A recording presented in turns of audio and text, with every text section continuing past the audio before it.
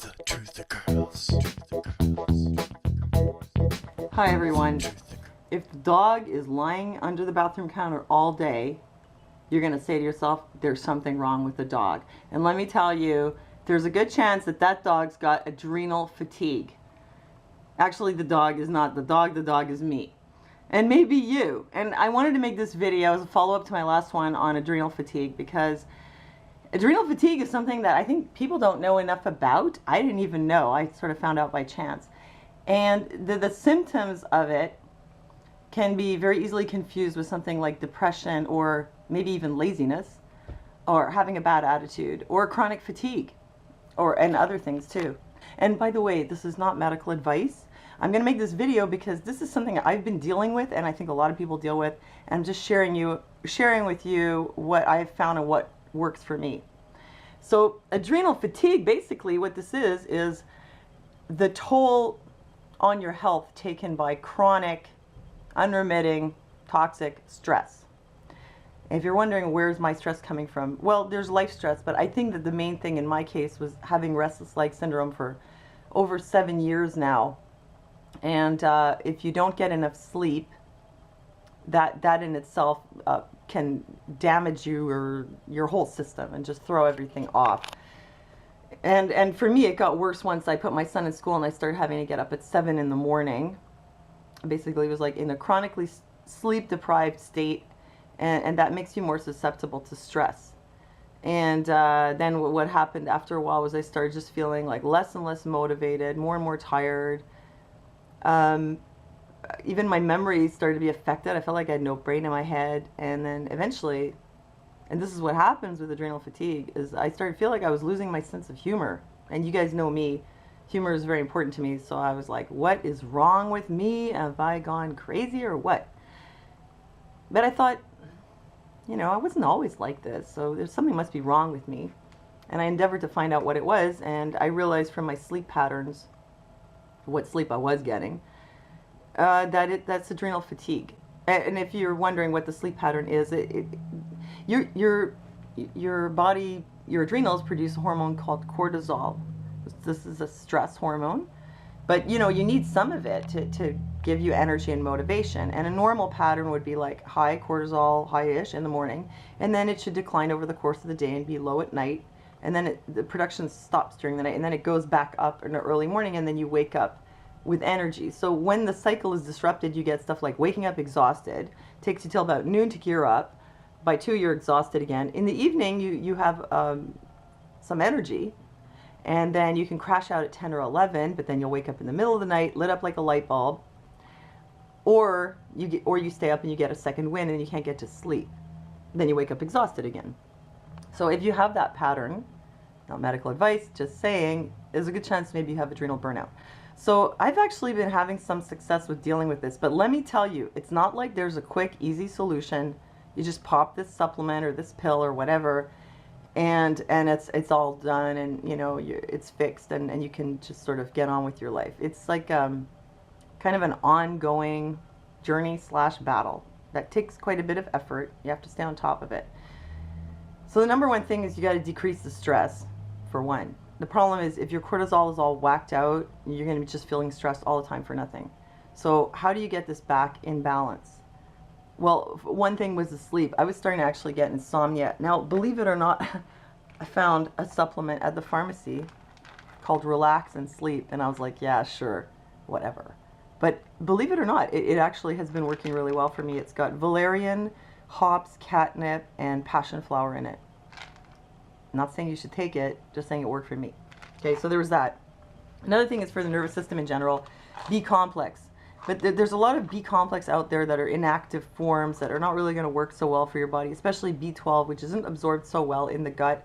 It should be absorbed, you know, with an injection, which you probably won't get, or sublingually. So this one is active form, plus I have another one that's for B12 that's absorbed through the gums, but this is all the active forms of the B vitamins. You know what I want to tell you first? Okay, before I get into that, okay, the sleep thing, that was good, and B vitamins is kind of basic, but remineralization is one of the most important things, and salt levels, because once your hippocampus in the brain is what controls the negative feedback loop that regulates cortisol production.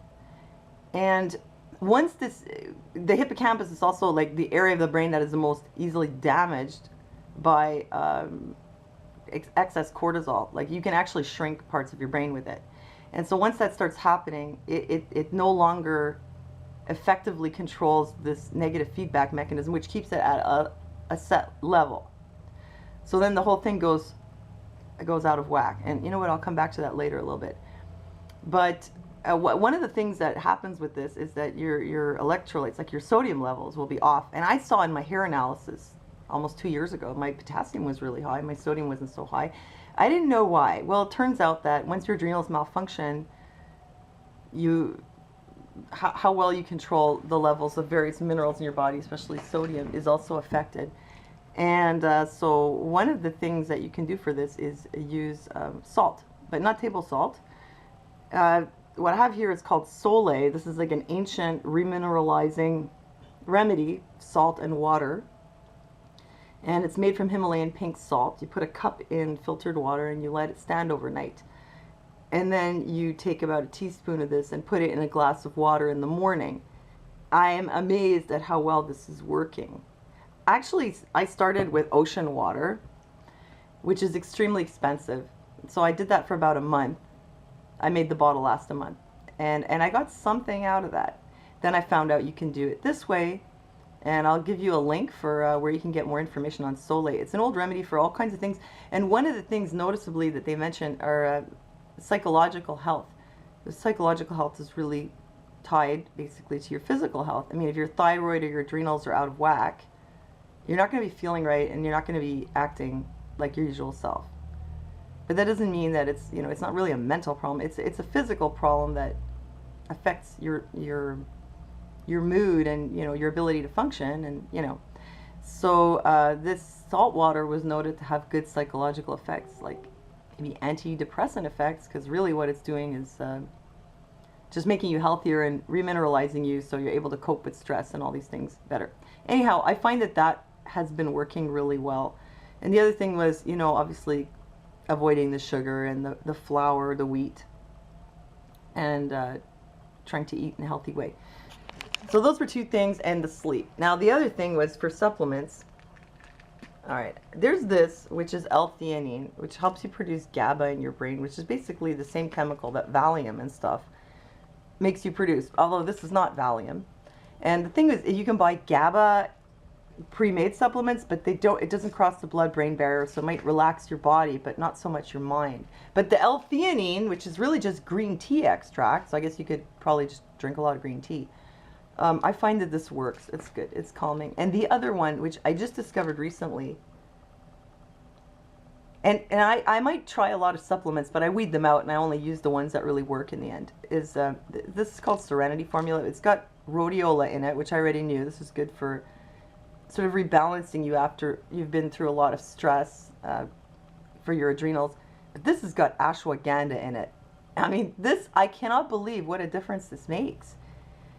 It just puts the damper on the stress, because when I get stressed, I get really like, this got to be this way, this got to be that way, don't talk to me, don't interrupt me, and I don't like being this way, and but I can't really help it, because I just get like that.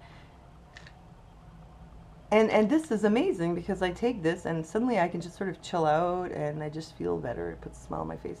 I mean, I'm skeptical, so I'm thinking, is this a placebo effect? But I find it works really well. I found it on through basically like forum for people who are struggling with adrenal fatigue.